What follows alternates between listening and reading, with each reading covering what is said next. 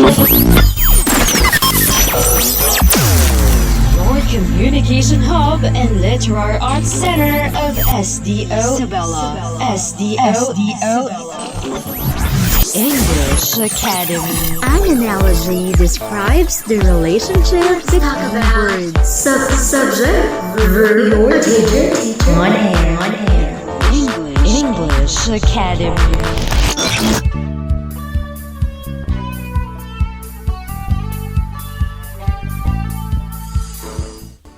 A fabulous day, dear grade 8 learners. I hope you're all doing well.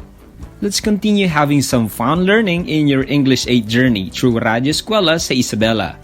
I'm your radio teacher, Sir Alexander Respicio, your guide for today's English Academy episode.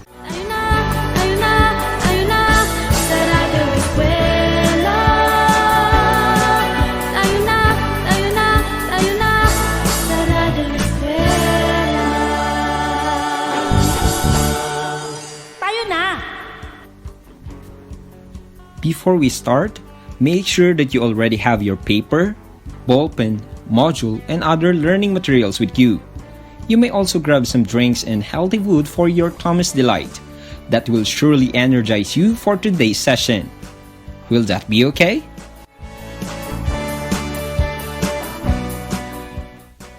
If everything is set now, then I guess you are now ready for some action as we face the world of propaganda. So, gear up and together, let us enjoy the lesson. But before we move on to our lesson focusing on different propaganda techniques, let's look back to what we had last time. Can you still remember what was our previous topic? What a great memory you've got! Truly, our last episode helped you examine biases made by some authors. A bias is basically when an author is unfair or inaccurate in his or her presentation of something. In their attempt to persuade, authors often make mistakes in their thinking patterns and writing choices. This is because every author has a point of view. We can spot bias through word choice and connotation, names and titles, placement and size, omission and selection, and even through images and videos. These help us realize that authors' conviction could influence their discussion of an issue. Hence, these views and opinions may reflect an author's bias that you as a reader must try to perceive and understand. And from this point, let's have a short leap to move on to our topic for today. I want you to identify the product brand that the following statements belong to. I want you to answer fast, loud, and clear. Are you ready, grade 8? Wow, that's great. Well then, let's start. Whose tagline is this? Why eat with a clown when you can dine with a king? Was it Shomai King or Burger King?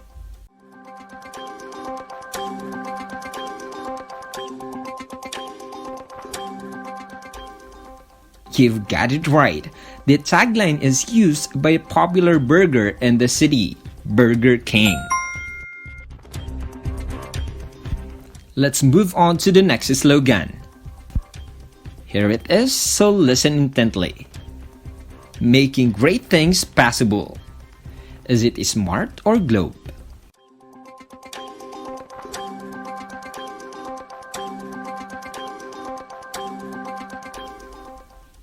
That's perfect. The answer is globe. That was so easy, right? These are some of the famous taglines that we often hear from the mainstream media. And with what they say, many have trusted their brands and appreciate their products. That's how are we going to deal with our topic for today. Are you still there, grade 8? Very good. Let's all keep our brain cells hype and our emotions flowing as we continue dealing on the intentions of text used in propaganda techniques. Are you ready? Are you familiar with the terms testimonial, bandwagon, transfer, glittering generalist, and name calling?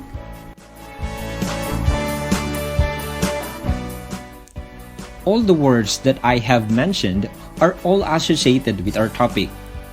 In relation to our previous topics, the author's use of different propaganda techniques is considered as one of the most common biases that we may encounter in the text. Oftentimes, people have negative thoughts about the word propaganda. They think of it as dishonesty and lies. However, propaganda is so common that people must learn to think critically to deal with it. Like persuasive technique, propaganda techniques appeal more to one's emotions than to common sense or logic. Is it quite heavy to digest? If yes, then continue listening. Propaganda is defined as spreading of rumors, false or correct information, or idea in order to influence the opinion of the society. In order for you to analyze the intention of the words or expressions in a propaganda, then it is necessary for you to learn first the most commonly used techniques in a text. Will you repeat one term that you still remember from what I enumerated a while back?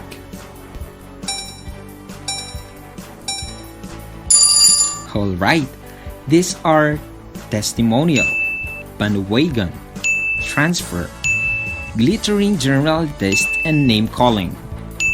Let us try to analyze each technique, so ready your pen as you write down the important details. Are you all set? The first on our list is name calling. That means giving a person or an idea a bad label by using an easy-to-remember name to reject or condemn the person or idea without examining what the label really means. Example of which are terrorists, rebels, and activists. These labels are used by some politicians to address their rivals. In addition, these are proven to be effective in strengthening the support of the people who already support them. Will you also give an example of this propaganda technique?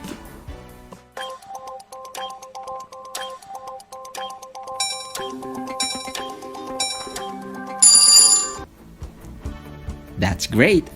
Then, let's proceed to the next technique, which is the glittering generalist. This is the use of strong and positive words to persuade us into accepting and approving things without examining the evidence.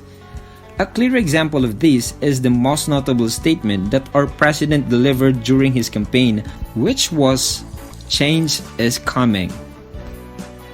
In this example, the word change can make people feel hopeful for the leadership that the person shall apply. Is that clear to you? Right. Let's have the third one on the list, which is transfer. Transfer is when a symbol that carries respect, authority, sanction, or prestige is used along with an idea or argument to look it more acceptable.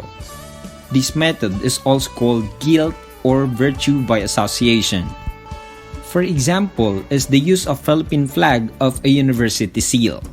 In this technique, using the Philippine flag as the backdrop for political event makes the impression that the event is patriotic. Did you get the idea of transfer?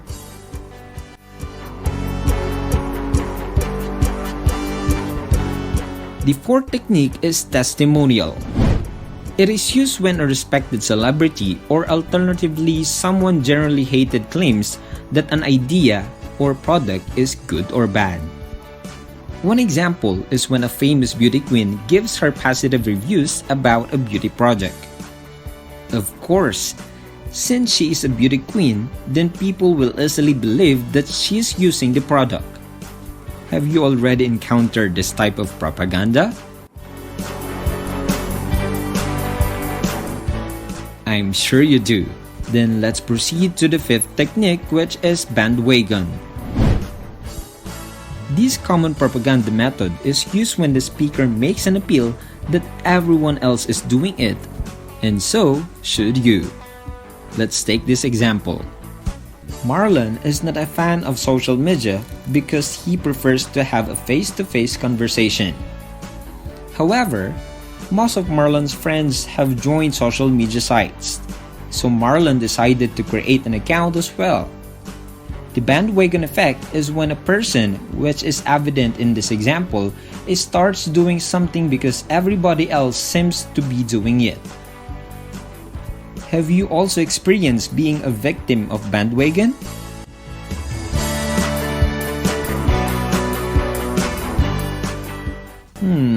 I guess everybody already experienced this, right?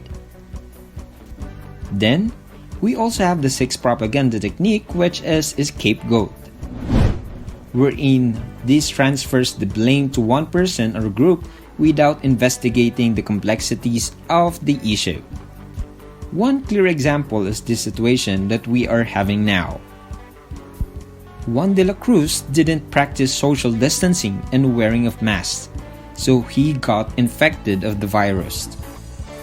As a result, he was furious and called out the government for not doing anything to stop the virus.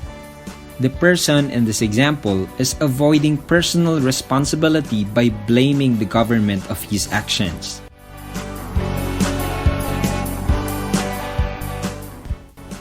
What you have heard, my dear learners, are just some of the most common propaganda techniques that we need to understand for us to analyze the intentions of words and expressions that we may encounter in a text. Will you enumerate them again for me? Wow, you really took effort in jotting down the important concepts. Continue that good practice, grade 8. Remember, my dear learners, that these propaganda techniques usually appeal to our emotions rather than to our reason. Every propaganda aims to persuade, to influence, and to manipulate our feelings and emotions, to dictate our choice, and to entertain us. These are all done to lead us to buy a product or believe a campaign.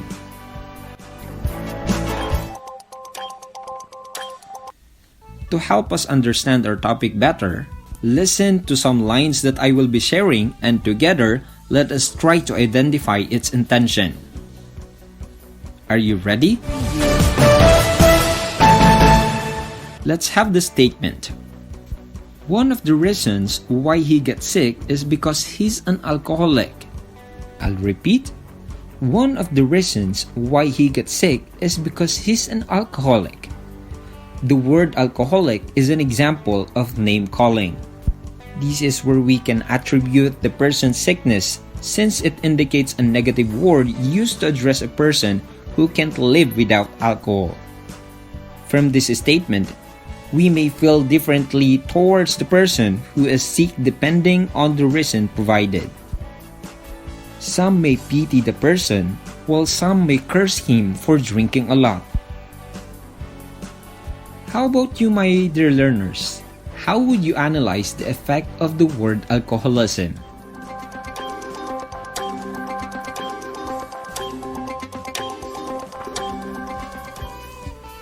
Let's have another example.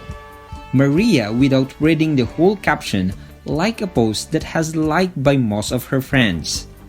What do you think is the propaganda technique used in this statement?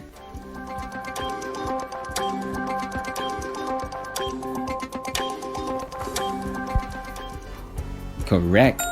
Bandwagon is used in this statement.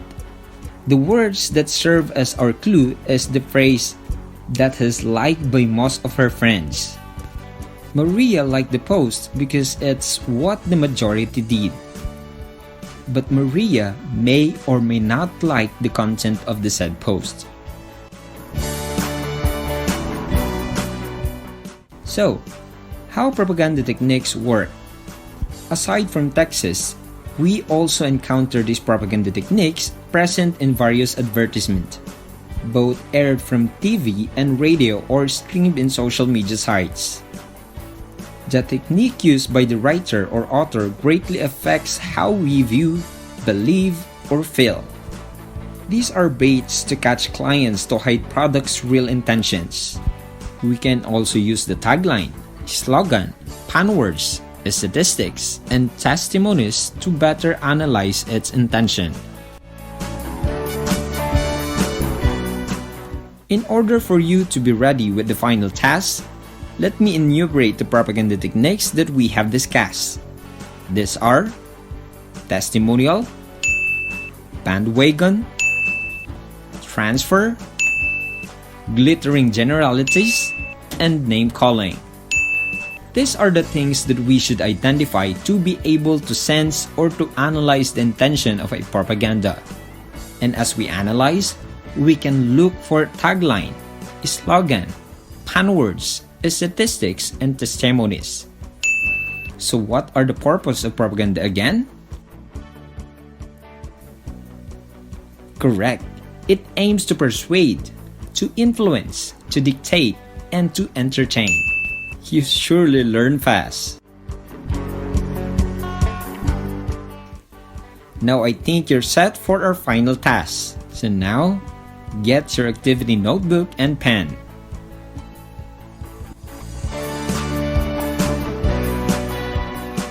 Shall we start? Great. Listen to the directions. Identify the real intention of each propaganda. Choose your answer from the options given. Write the letter of your choice only on your answer sheet. Let's start. Number 1. Open Happiness by Coca-Cola is an example of glittering generalities. What is the intention of the tagline? Is it A. To look reliable to their claims through facts? B. Deals fear or safety? Or C. Appeals to emotions to look encouraging? A. To look reliable to their claims through facts? B. Deals fear or safety? Or C. Appeals to emotions to look encouraging? You may write your answer.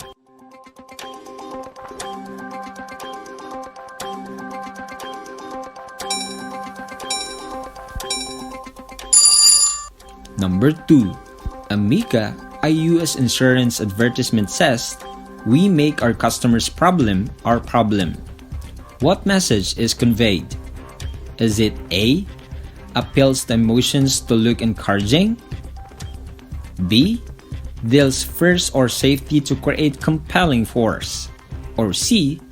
To look reliable to their claims through facts? A. Appeals to emotions to look encouraging? B. Deals first or safety to create compelling force? Or C. To look reliable to their claims through facts?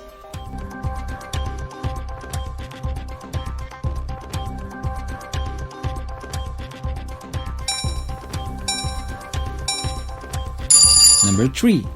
Almost 3 times more available iron versus previous formulation. Beer brand powdered milk drink. What intention is being shown? A. To look reliable to their claims through facts? B. Deals fear or safety to create compelling force? Or C. Appeals to emotions to look encouraging? A. To look reliable to their claims through facts? B. Deals fear or safety to create compelling force? Or C. Appeals to emotions to look encouraging?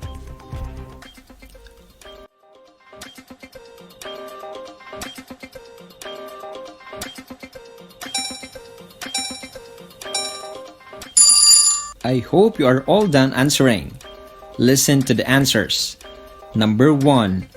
Open Happiness by Coca-Cola. What is the intention of the tagline? The answer is C. It appeals to emotions to look encouraging. Did you get the correct answer?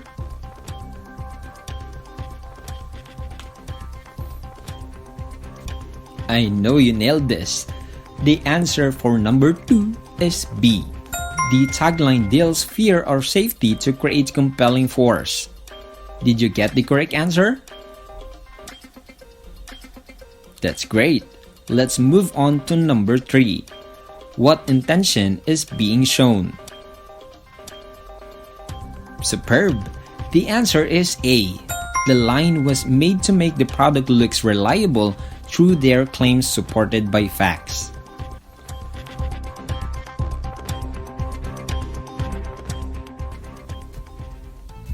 That's it, my dear learners. I feel ecstatic with our journey about propaganda techniques, and as you'll encounter these types later on, you'll be as keen as you can be.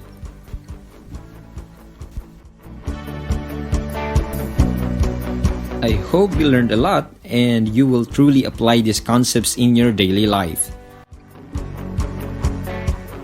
For your additional tasks, don't forget to answer the rest of the activities on your modules.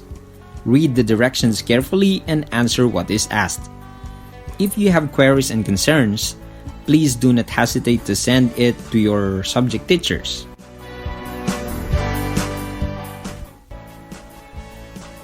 Till next time, my dear students, on behalf of Miss Leah Camille Pakle, our scriptwriter, and the SDO Isabela RBI production team, this is your radio teacher, Sir Alexander Spicio, saying, in Radyo Eskwela sa Isabela, we serve the best learning for the best you. A good day to one and all. Goodbye and God bless.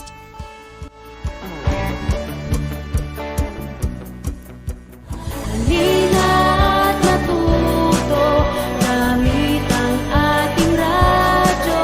Pakinggan at unawain, aralin na ituturo. Patuloy ang edukasyon para sa ating henerasyon. Sa daan ng pagkatuto ay walang maiiwan. Kaya halina sa Radyo Eskwela. Patuloy ang edukasyon para sa ating henerasyon. Sa daan ng pagkatuto ay walang maiiwan. Kaya halina sa Radyo Eskwela.